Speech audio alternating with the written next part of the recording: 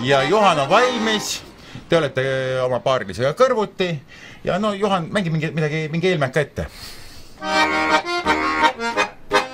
Ja jookse, hüppa, jookse, hüppa. Keerutad ja keerutad. Jooksed, hüppad, jooksed, hüppad. Keerutad.